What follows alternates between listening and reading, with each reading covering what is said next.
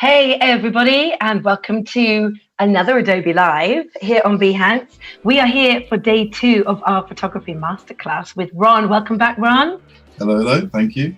Hey, it's good to be back with you. And we had a great day yesterday. For anybody that didn't tune in yesterday, Ron took us through so many things with the tone curve. We looked at the histogram as well, and just getting set up with presets, right? I think it was really like a starting point for anybody that's getting set up in Lightroom and editing their images.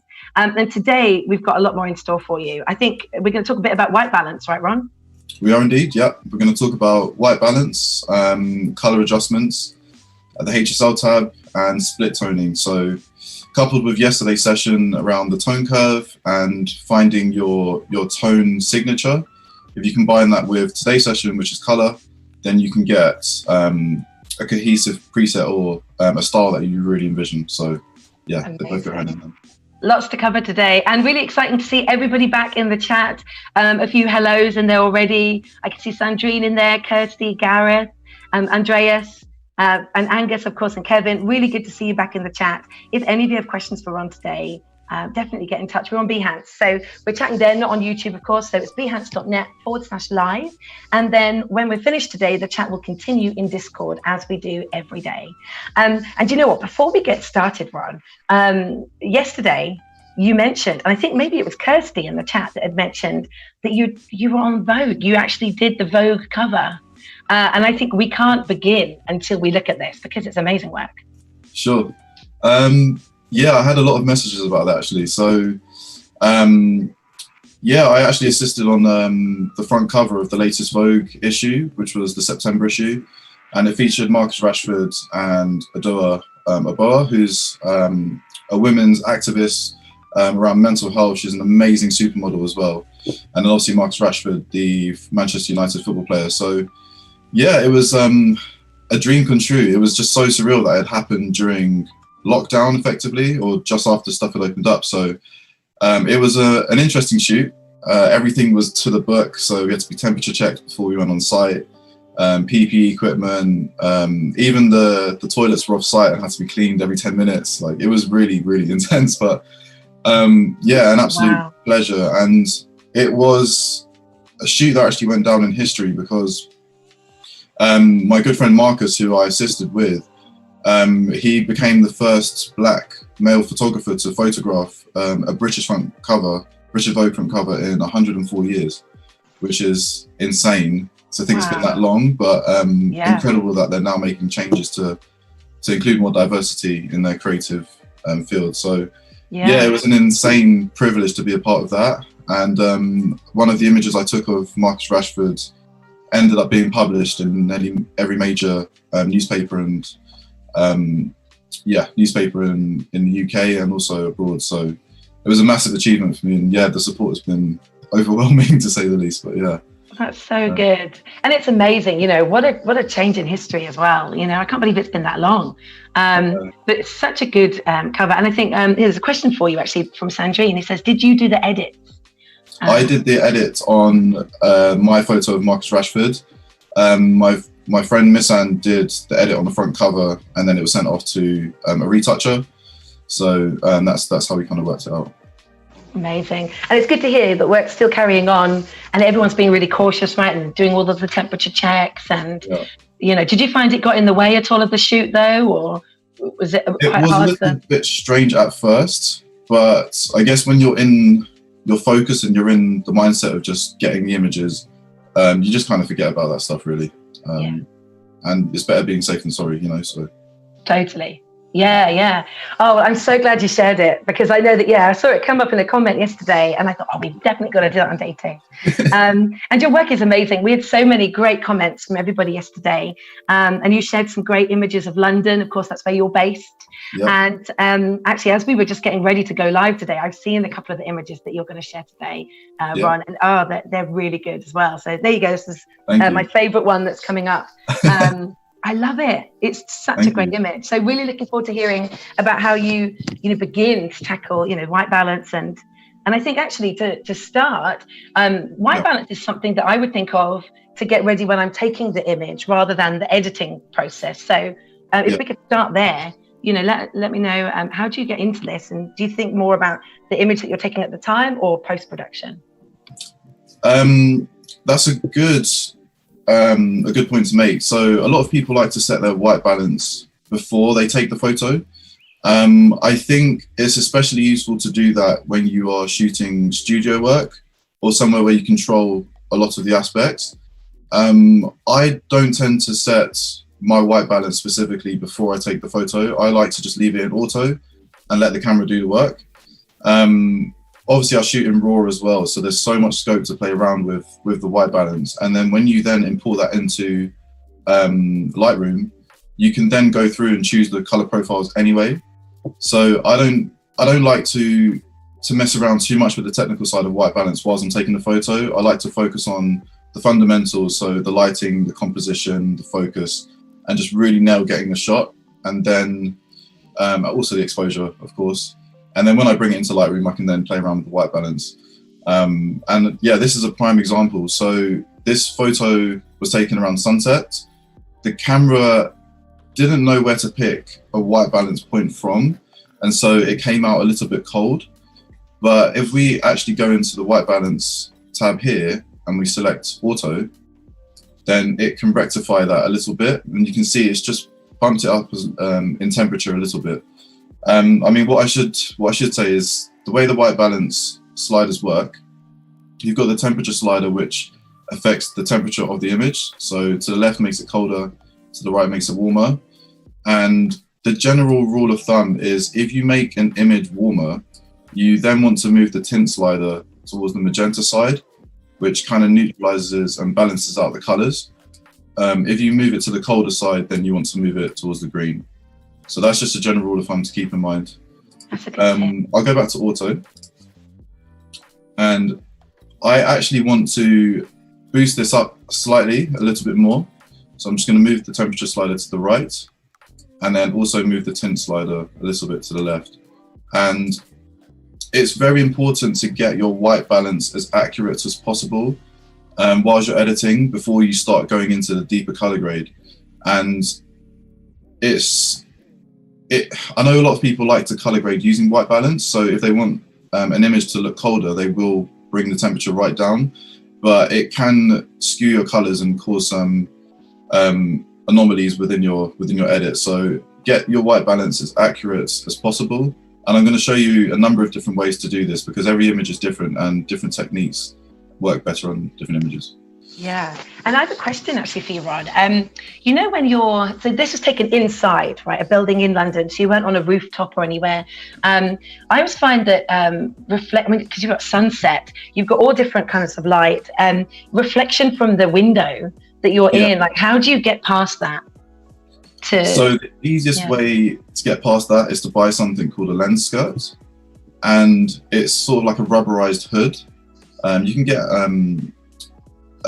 different material hoods, but it fits over the front of your lens, and then it just reduces any light that's coming in or reflecting off the window in front of you. So I would definitely suggest investing in a lens hood. Cool, a lens skirt, sorry, not lens hood, lens skirt. Yeah, lens skirt. And could you give us a description, just for everybody in the chat, of what is a white balance, just to describe it? White balance is effectively picking the temperature of your image, or it's taking a reading of a neutral tone in your image that all the rest of the colors within that image are based off of. It's quite technical, but that's how I would describe it. So it's finding a neutral point that all the other colors can relate to. Sure. And there is a question from Sandrine, actually, which is about what you just mentioned. And she says, do you actively look out for neutral grays in your images as a starting point? I don't actually, no. No. I like to shoot. I like to look at what I'm shooting and just try and capture the essence of the image. I don't tend to focus too much on, finding neutral grays and setting a white balance, particularly for that. I find that sometimes when I think like that, it distracts from what I'm trying to capture. But I mean, each to their own. There's no harm in doing that, and it can actually help you when it comes to editing. So yeah, that's the answer basically. Oh, nice one, thanks. Cool. So I'm going to move on to another image just to show you how powerful the auto white balance is. So we've got another foggy shot. As you know, I love foggy images, but taken in Canary Wharf, and for some reason I think the lights have caused the scene to come out a little bit too warm. And so to rectify this, I'm just going to check auto, and now we've got the actual time of day or the mood that I saw when I was shooting this image, which was a lot cooler, a lot colder, and just like that in a click, it works absolutely fine. There are different scenarios where auto doesn't work. For example, I've got an image here from the Shard, again during sunset, and it's come out a little bit cool and a little bit green. And so when I've tried to select auto, it makes the image a lot colder. And the reason for this is that because the sun is so warm, I think the software is thinking that there's a lot more warmth in the image than there actually is. And so that might not work, but if you head down to daylight, which is another profile, you can see that it's really warmed it up and it's given a bit more of an accurate reading than auto has. It's still not perfect, and I can still see that there's a bit too much green within this image. And that's because if I look at the numbers here, we've got 5,510, but when it's out of camera, the tint is only at 9. So although the temperature has gone up by 500, the tint's only gone up by 1. So what we want to do is we want to move the tint a bit more to the right. And then as you can see, that looks a bit more natural. Yeah, it does look good. And there's a few people chatting in the chat there about the lens skirts. Yeah. So you've helped some people out there. Nice one. That's good. I only learned that a couple of years ago, and yeah, it's something you should definitely have in your arsenal for sure.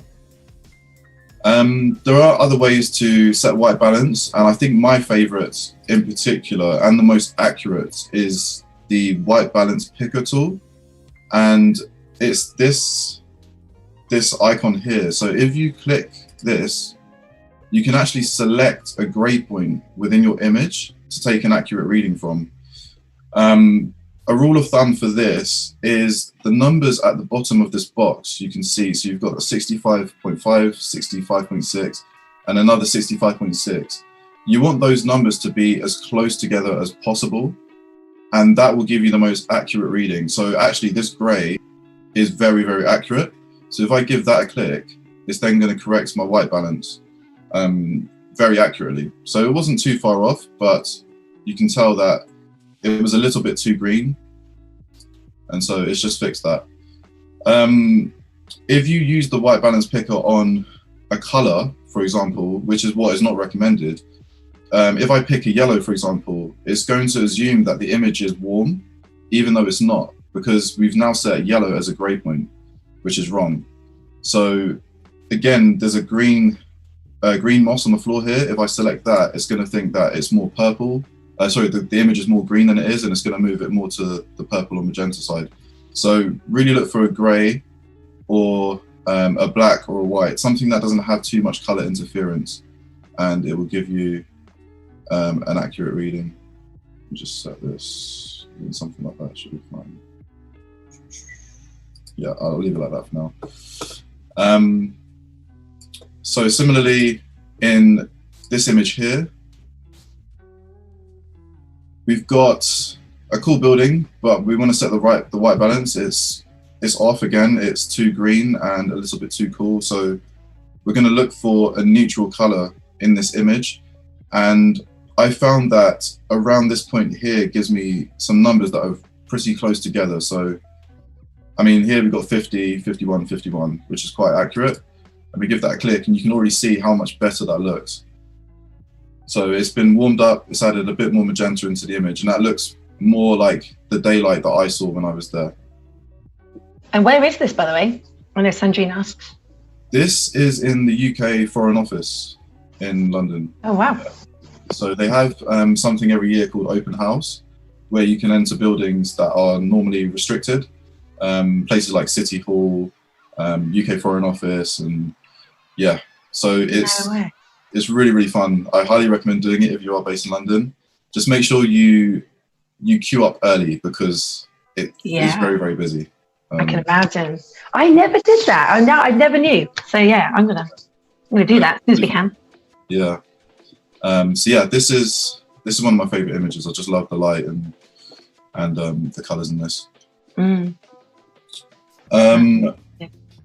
So we're gonna look at another image now. Sometimes using the white balance picker doesn't work because we don't have any neutral grays. So for example, this image that I've taken at an exhibition in a Tate gallery, it was a foggy scene that had food coloring within the fog. So it created these really cool atmospheric sort of backdrops.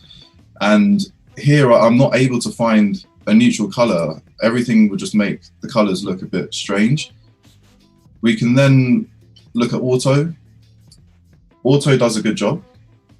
However, it's still not exactly how I envisioned or how I saw it. So at this point, you might want to use your eye and just play around with the sliders. A good way to do it with your eye is just to be very extreme with your sliding and then slowly get into a middle point. So you can see the extremities of what you're doing and then just kind of whittle it down into what you see fit. And we've warmed it up a little bit, so I'm going to move it a little bit more to the magenta. And I think from this to this, you can see how much of a difference it makes. So don't be afraid to play around with the sliders, is what I'm trying to say. It definitely helps. Good tips. Yeah. I know that in the chat, there was a little chat around gig photos. And they said that there's the same problem, that the lighting is weird. So you can't trust anything with the white balance and the setup. Any tips for taking pictures of gigs and concerts, things like that? With gigs and concerts, I just leave it on auto, to be honest, because obviously there are a lot of different color lights flashing around often.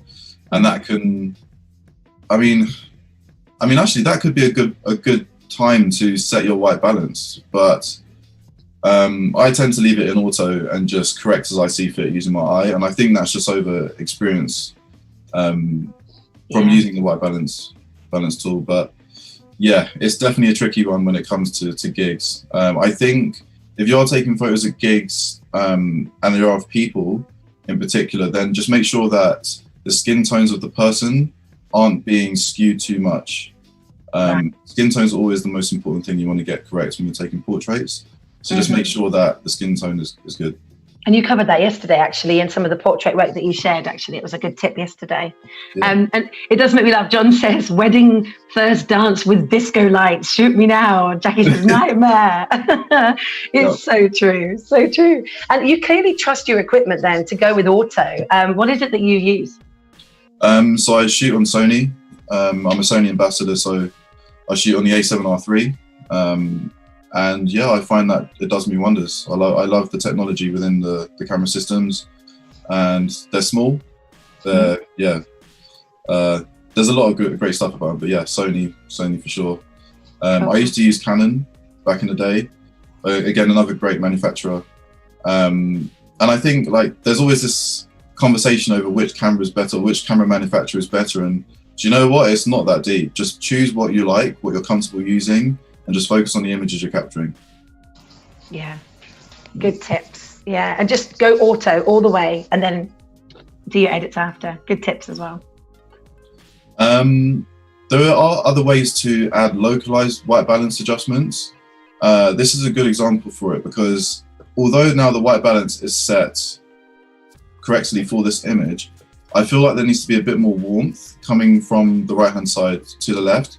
And a great way to do that is actually to use the radial filter.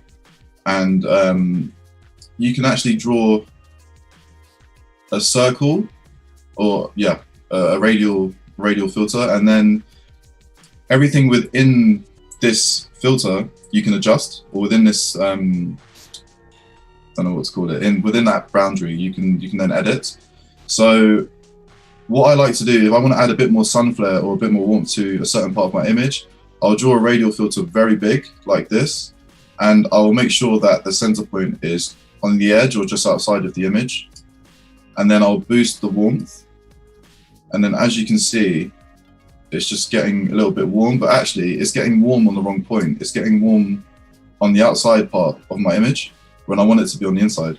So to do the opposite, you want to click invert at the bottom. And then as you can see, it's now switched. So this was before and this was after. So I just added a little bit more warmth there. Because I've boosted the warmth, again, I'm going to add some more magenta into the tint just to balance it out. And something like that looks good to me. So without the sun flare and with. So it just adds a bit more impact, I think. You don't want to be too heavy-handed on this, again, because it is white balance. We can make greater corrections down the line, which I'm going to show. So I'm going to leave that. But I now like the kind of gradient where it goes from warm to cold. Yeah, that looks good. It's such a good image. Cool. We're going to move on to saturation and vibrance now. So vibrance, well, let me start. So saturation affects the global saturation of all of the colors in your image. So I mean, I can just show you. So if I move the saturation slider up, you can see the colors are getting more saturated. However, sometimes you don't want all of the colors to get more saturated. You only want some of the muted colors to get saturated. So this is where vibrance comes in really, really handy. Vibrance only affects the more muted colors. So as you can see, the fog and the clouds here are quite muted blue. But if you add some vibrance, it brings that up a little bit more. It also does boost the saturation within the yellow here and the greens, but not as much as if you just use saturation. See, this is such a good tip because I'm really guilty of this, turning up the saturation in summer shots on the grass, and the grass almost looks neon, like it's so green. Yeah. And I didn't know to bring the vibrance down. And Tim actually says in the chat, don't overdo it with the saturation unless you want your image to look like it got fried in a duck toaster. Yeah, exactly that. You never want to look like duck toaster for sure. Awesome. But yeah, they're both very powerful tools. You can use them how you see fit. A lot of people that I know like to reduce the saturation slightly and then add the color back in the vibrance to give it a bit more of a neutral pop. So that's a good technique to use. You can do it the other way around if you like, but I think most people like to decrease the saturation and increase the vibrance. So that's one way of doing that. I personally don't use these sliders, funny enough. I like to edit my colors specifically. So that's where the hue, saturation and luminance tab comes in. I don't like to make global adjustments. I like to directly edit individual colors or a selection of colors so I can get a specific look that I'm looking for. And this for me is one of the most powerful tools in Lightroom, the HSL tab. I guess I'll run through. So hue effectively is you're changing a certain color to make it, to move it on the spectrum of color a little bit more. So what I mean by that is, say the lights here, we've got orange or yellow. If I move these sliders, if I move the slider to the left, I'm making yellow more orange. So you're always making the color more to the one above it. If you slide it to the left, you're making the color more to the one below it if you slide it to the right. And Lightroom's very good. You can see the actual colors on the spectrum of the slider. So it's easy to see what you're changing your color to. Something I like to do, I like to make my oranges a little bit more red. It's just preference. And then I like to make my greens more aqua, or a bit more green. So that's just a fun one to play around with. Saturation we've spoken about before. Is just boosting the colors within an image, which you can do manually. And then luminance is changing how bright or dark an image a color is. For example, if I wanted to bring the luminance of blue down, it would make it darker, as you can see here. I'm just doing very dramatic changes, but if I make it lighter, it'll make it darker. And a good way to use the luminance slider is actually to bring back detail in the sky. So obviously when it's a bright blue day, or you've got a cloudy but burst of blue within the clouds, you can bring down the luminance slider, and that will help define the sky a little bit more. So you can see up here, we've got some blue in the sky, but it's not that clear. So we bring down the luminance of the blue, then it sort of defines that a little bit more. That's good. See, in your other image, because you've got all of that bright blue at the bottom, is this an image that you would use the radius tool to change the, to make sure that if you're going to, raise the saturation, you don't want that blue to completely pop? Like, would you add the radius to that, or? I mean, yeah, you can do, yeah, for sure. You can do those adjustments using the radial filter, or the graduated filter. So if I only wanted to affect the bottom part of this image, I could do that and then change the saturation here. I mean, that's a way. The graduated tool is actually very good for editing sky or colors in the sky. So if you have a lovely sunset, then you can affect just the colors of the sunset by using that tool, which is good. There are ways to also make very, very localized adjustments when it comes to color and changing the hue. And this is something that was in the latest update, I believe, but you can use the brush to paint over certain colors. So for example, if I wanted to just change the yellow and the orange in this building, I could start drawing and just brushing over all of these colors, and Lightroom automatically knows what color I'm aiming for. It's very, very good, very intelligent. And then I can use this hue slider and select the use fine adjustment tool, and then I can change just the yellows of that building. So you can see it's not affecting yellows in any other part of the image, just on the parts that I've brushed over. That's good. I've not seen that before. No, that's really good. Yeah, really, really handy. So that's pretty much hue, saturation, and luminance in a nutshell.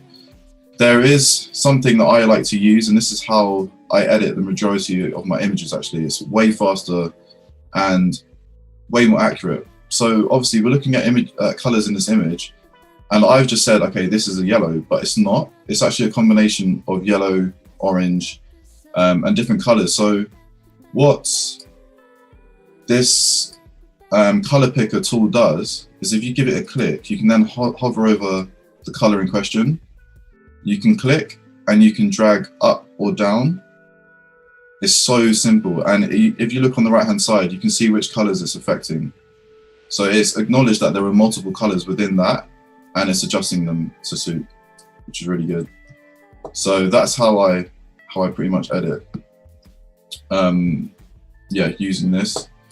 There's so many different ways to use it. I think one thing to note as well is when you are color grading using the HSL tab, I used to always think it was the colors that you're seeing were the ones that you'd have to edit the most. However, that's not always the case. So sometimes color grading is about the colors you don't see. And it's a weird mindset to get your head around. But for example, this image here, I don't think the yellow or the green adds anything to the image. I think it actually detracts from this. And so I'll use the color picker and I'll head down to the yellow and I'll actually desaturate. And as you can see now, the model has started to pop a little bit more. So from this, if you just reduce it ever so slightly, then the model starts to pop a little bit more. Her skin tones have changed a little bit, and this is where the brush tool can come in very, very handy again. So I can draw on her skin, and then I can use a fine adjustment, and I can boost some saturation back into her skin, just so she pops a bit more. So there are multiple ways of using it, but yeah, don't be shy of desaturating colors as well, is what I'm trying to say. Yeah, and is this, like with your white balance and things like that we started off with today, is this something that you'd put in a preset, or is this something that you'd only edit once your images you can see them and you can look for the white balance? Yeah, so I never include white balance within my presets, ever. I don't include white balance or exposure, just because they vary from image to image so much, and yeah, they can change drastically and it affects the overall mood of the image. So, I mean, when I I mean, I've got my preset here, so if I gave that a click, what I've changed is just the tonality, pretty much. I don't even include clarity or dehaze or anything like that. I do that after I've applied my preset. The tone curve, as we spoke about yesterday, where the actual kind of tonal feel of the image, that always stays the same. And again, with the red, the green, and the blue channels. And then my color correction, so it will vary depending on what it is. If it's a portrait, I'll have a different preset that have different color adjustments for general use. And then I'll go in and fine tune those colors. And that will differ for landscapes and seascapes as well. Cool. No, it's good to hear how you set it up. And what are your like big no-nos for anybody that is editing portrait pictures? You always mention about how when you talk about the tone of the image that it can really change the skin quite badly. So what tips would you give, or no-nos really as well? I mean, no-nos, you don't want to oversaturate. I think somebody mentioned in the comments. Oversaturating an image can make it look quite amateurish. So you want to make sure your colors are accurate. You can stylize them, but I wouldn't do it too much within this. Try and get your colors, for portraiture anyway, try and get them accurate. I think generally on skin tones look better when they're moved towards the green side of the spectrum. So, I mean, for example, the hue on her face, if I move it too much to the green, it can look weird. And again, if I move it too much to the left, it can look strange. So you want to make sure that you're trying to get it as accurate as possible. So yeah, just be very delicate when it comes to editing skin tones, is what I'd say. Yeah, and same with your big London landscape image that you had of the shots, the cityscape. What are your big no-nos there? What should people avoid? Again, oversaturation. I mean, don't push this to like extremities because it looks hideous in my opinion. But I mean, the good thing is obviously everyone has their own vision, and if you can be as creative as you want. So yeah, don't be afraid to push boundaries. But if you are going for a certain type of look and you don't feel you're getting it, less is always more. Is what I'd say. So just be careful with that. You mentioned a good tip yesterday that every photographer has their own style or their own preset, that every image will look like it belongs to that photographer. And I thought that was a really good point, actually, that, you can really define it from the beginning, just make all that time and spend time working out your look and your feel and, set those presets so that you're ready to go. Exactly. Yeah. I mean, again, I'll highly recommend spending half an hour to an hour just playing around with these different colors.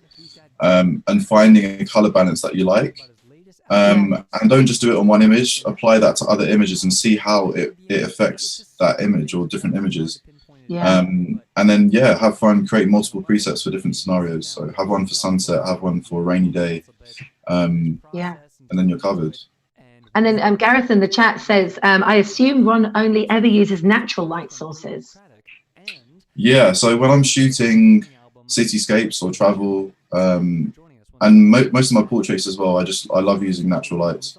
When it comes to studio work, I will use some flashes and some continuous lighting, but normally just good light. And like the best times of day I find are sunrise, sunsets, just because the light is very soft and very consistent, so you're not getting harsh shadows over people's faces or over buildings. So best times of day. Also love blue hour. So an hour before sunrise and an hour after sunset, you get this kind of blue hue, which actually is in this image. I do love blue hour as well. I've never heard it called that, blue hour. Yeah, you'll never forget it now. Now when you see the sky at sunset, you'll be like, oh yeah. You will, honestly, I will. It will stay with me. But Gareth's right, actually. In the UK, it's overcast days. We have a lot of those in the UK, right? So we're in a good place.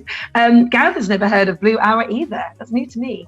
Sandrine mentioned that you can also darken the red, which tends to reduce the saturation somehow. Is that a tip that you would work to as well? I've actually not played around with that, but let's give it a go, I guess. So if you darken the red, I mean on the skin, I'm looking at her lips actually at the moment. I mean it can, yeah, it does. I think it does slightly. It neutralizes it a little bit. That looks a lot better actually. Good tip. Yeah. Nice sharing on the live. And hey, if any of you have questions or tips as well for Ron, then please get in touch with us on Behance. So behance.net/live if you have any questions today. We've got about just under half an hour to go. Yeah. So yesterday you mentioned, Ron, that you on your walls you have a lot of your friends' work. Yeah. So I was gonna ask you today, like, how do you keep learning? Like, how do you get, trained on the newest things? Yeah, so I mean, here's a good place. Hearing other creators speak and show tutorials is something that I learned from a lot when I was starting out. There are some also, I mean, YouTube is, it has a pool of knowledge. There's so much on there. So I think when you're trying to learn software, so the way I learned Lightroom and Photoshop and Premiere and the different Adobe Suite tools is I YouTube or Google a certain effect or something a specific thing I'm trying to achieve, and then you learn that technique and then you just keep doing that. So then over time you build up a body of techniques and it just simplifies it. So instead of looking at software and being like, oh my gosh, where do I start? There's so much here, I'm not sure where to start. If you want to create a color pop or you want to just adjust the contrast of an image, just Google or research that specific topic and then learn that. And that's a good way. In terms of photographing, just practice. I think the more you shoot, the more you learn. I mean, when I was first starting out, I was trying to shoot, I think it was 5 out of 7 days a week. And I'd go out with my friends and we'd go and explore and teach each other. So yeah, investing a lot of time in taking photos, understanding how light works, adapting to scenarios is, yeah, there's second to none. You can't really get out of that. And then lastly, reading books and just, yeah, consuming photography. So I initially started photography whilst Instagram was kind of coming around. So I got a lot of my inspiration from Instagram. And over time, I'd realized, hey, wait, Instagram is just one place. And it didn't really show kind of the legendary photographers that had really pushed photography as a creative art form. And so now I'm really heavily invested in buying books from like Annie Leibovitz and Steve McCurry, like so many amazing influential photographers. And when you consume that stuff, you naturally pick up things from their work. So I'll look at Steve McCurry's editing and I'll be like, oh, right, okay, so this is how he uses contrast, or this is how he's dodged and burned, or this is how he's composed an image. And then over time, the more you consume, the more you kind of learn. So, yeah. Yeah, really good tips. I think reading, I mean, obviously it's a must. YouTube though, completely, and Behance. That's how I've definitely been learning a lot. No, definitely. And if you have any questions, as I said, for Ron today, get them in the chat. It's so good to have a 2-day masterclass because I often find that we don't have enough time to get into things properly within the first 60 minutes. And we covered a lot yesterday, with the tone curve and everything there. I think, what advice would you give to like black and white photography? Because your Vogue work, it was amazing, all black and white. What tips would you give for other photographers that are looking to focus on that? So the great thing about black and white is that the colors don't distract from the subject as much, but then it also puts a lot more pressure to get the lighting right. So, I mean, what I mean by that is, we can have a play on here. So this image, although the colors are beautiful, if I converted it into black and white, you can see the tonality of an image a lot more. Some people actually like to convert their photos into black and white to get their tonality right first. So as you can see, the highlights are a little bit hot. So some people like to do that so they can really see where the light is falling in an image. I think when it comes to black and white, you have to be a lot more careful with how you shoot light. I think that's the biggest thing, but it can also really help draw your eye into a specific subject. There are no right or wrong ways of using it. There are ways of actually playing around with the black and white colors. I know that sounds very, very strange. Maybe this will be another topic, but there are ways of playing around with the black and white mix within colors. So I'm not sure if this is a good example, but if I change the orange, how much black or white is in orange, you can see how it changes the tonality of an image. So I'm adding a bit more black into the orange, and it's making the shadows more defined, because that is where the oranges are in the shadows pretty much. So yeah, that's another one. That's a whole nother ballgame, but yeah. Yeah, that's a whole other live session that we should do, for sure. I remember a few years ago, it was David Bailey. Every time I think of like black and white shots, I think of David Bailey. Yeah. And he did a bit of work with us. I used to work for Nokia back in the day, and we were testing camera phones, and he did some shoots using our phones.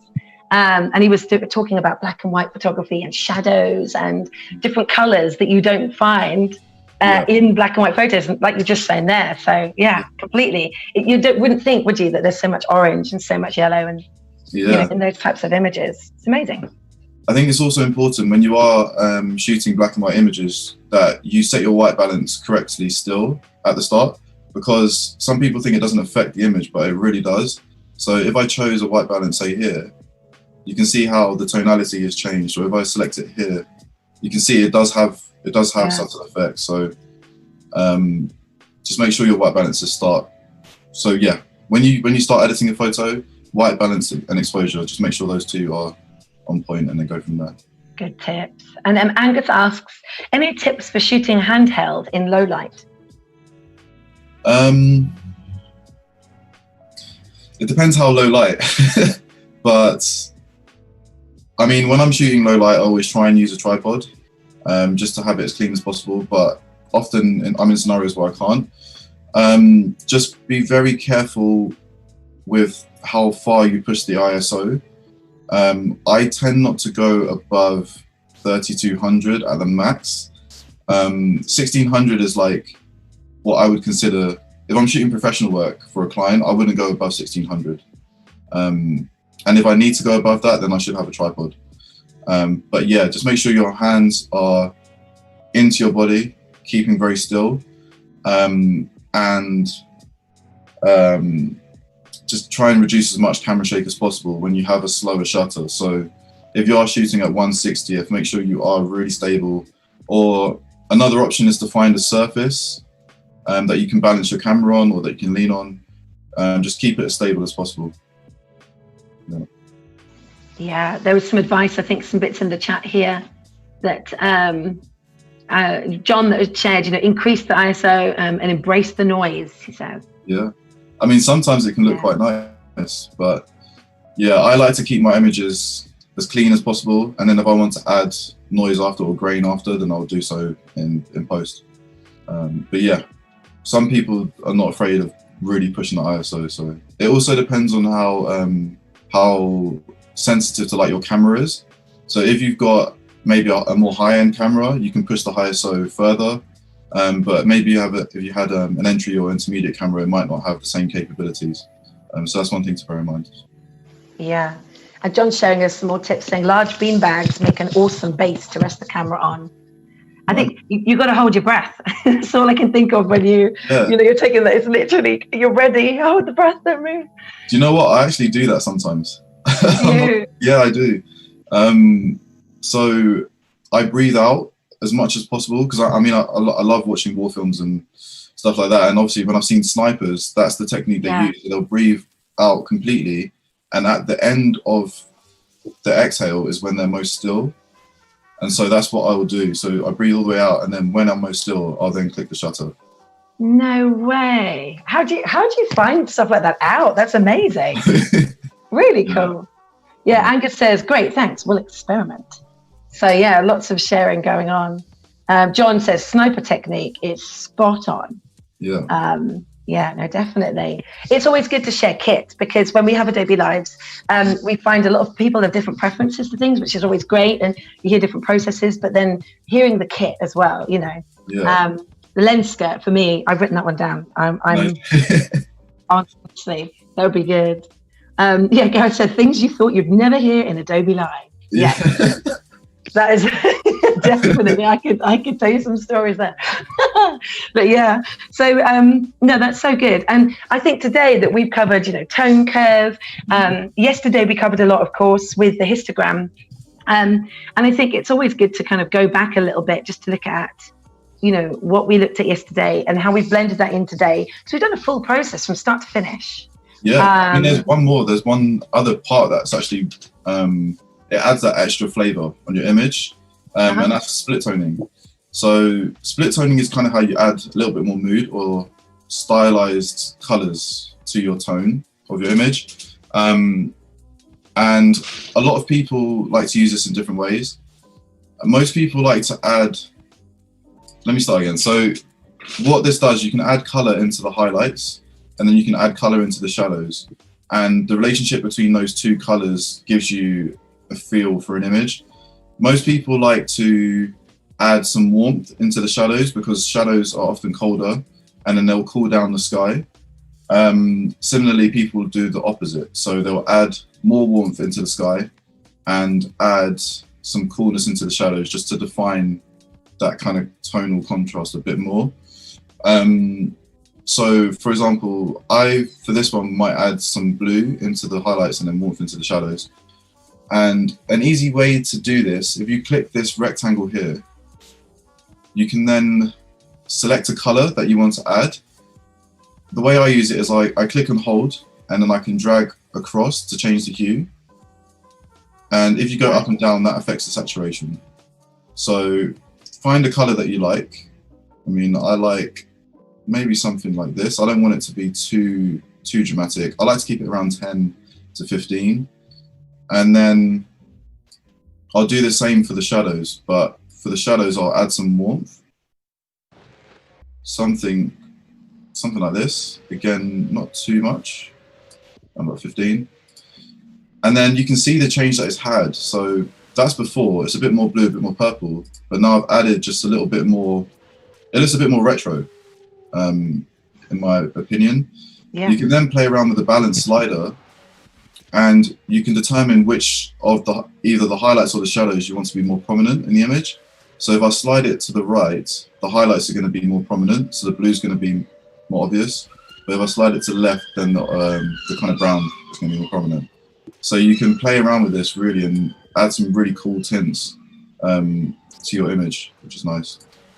I mean, similar to like, let's do this one. So this image, again, there's still something not quite right about the color, and I can, even though I've not played around with this, I can make quite a difference using the split toning tool.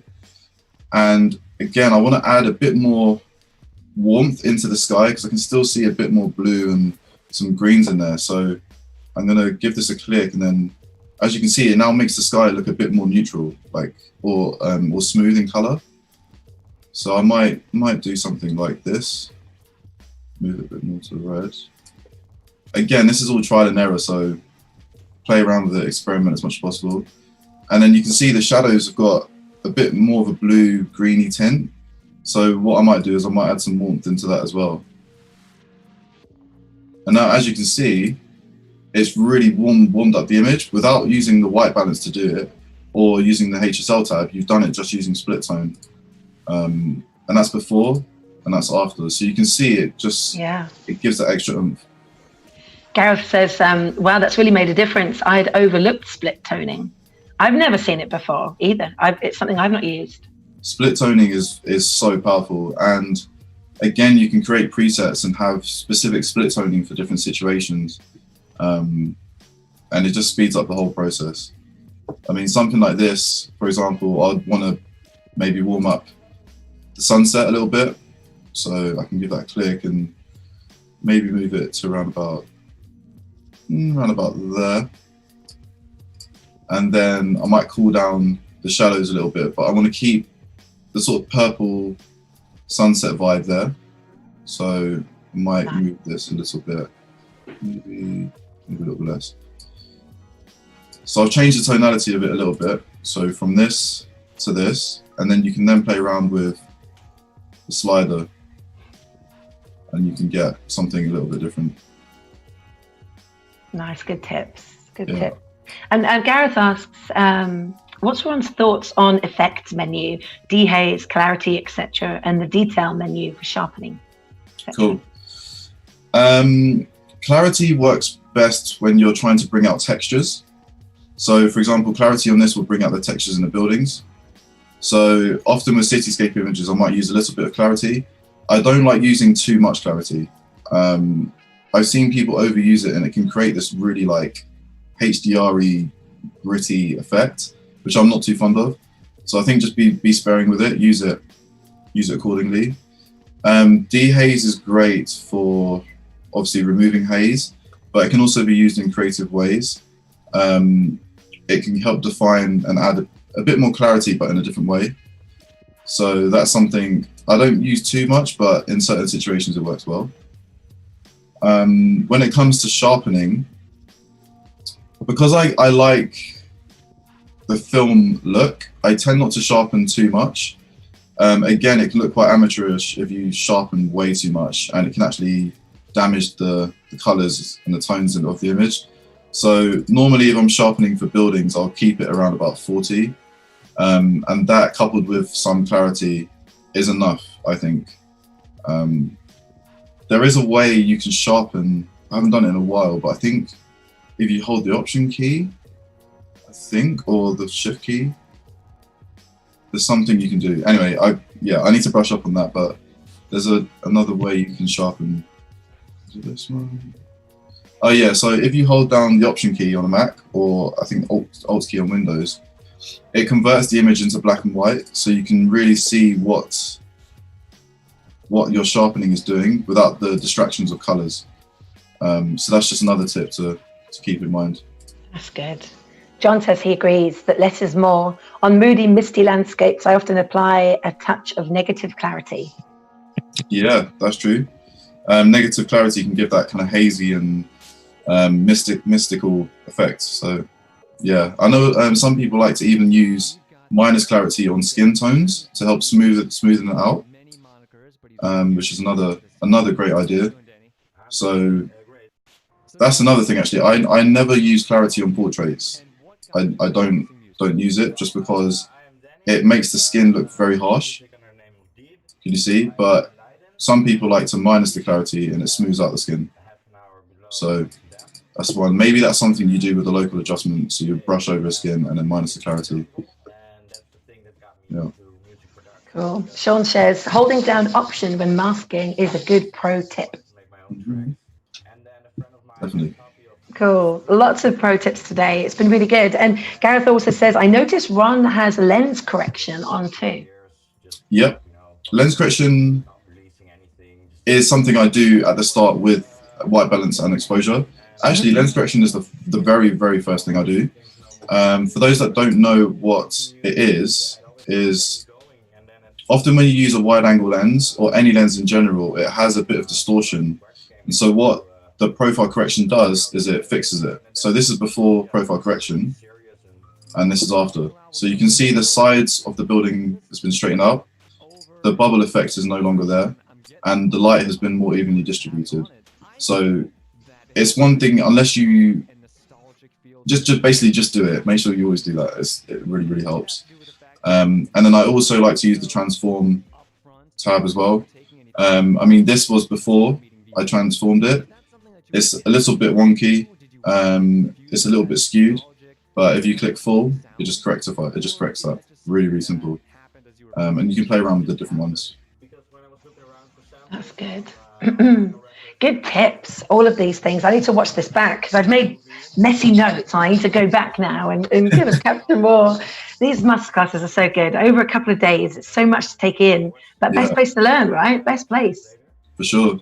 I mean, yesterday was great. We covered the tone curve and how you can really dive in and make some cool adjustments with them and finding a visual signature or style within your tones. And yeah, again, don't shy away from playing around with these.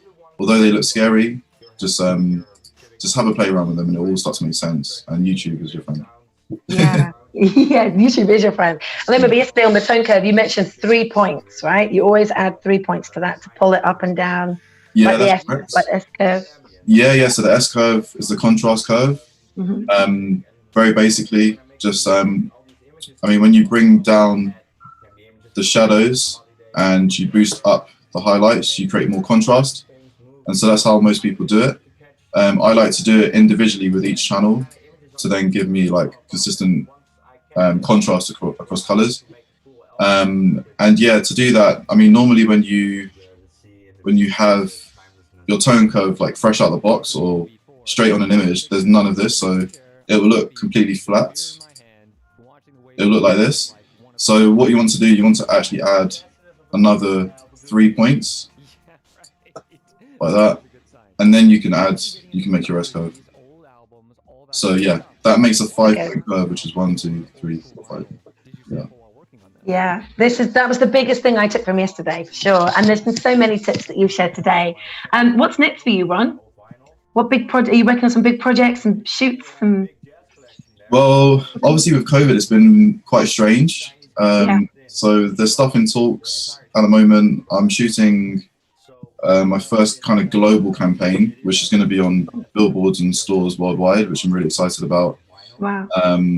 And yeah, I'm working on a documentary as well, which I'm producing along with an amazing team around sort of racism and the experience of Black people in the UK. So yeah, we've got some amazing people on there, like the Sabrina Elba and her family, and movie actors and doctors and teachers, all sorts. So yeah, that's going to be amazing when that comes out.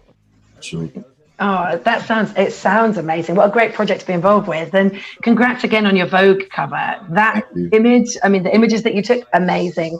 It's been really good to have you on Adobe Live and Behance. I feel really lucky to have you on with us. And this is, a wrap up of our 2-day photography masterclass.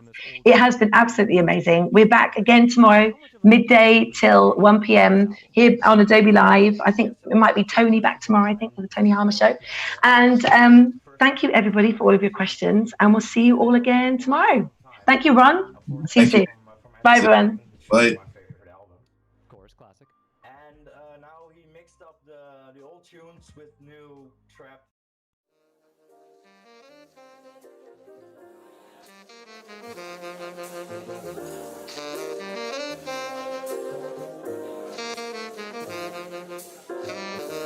Olives had a major run. Maraschino cherries, major run. No one had a run like limes. No one.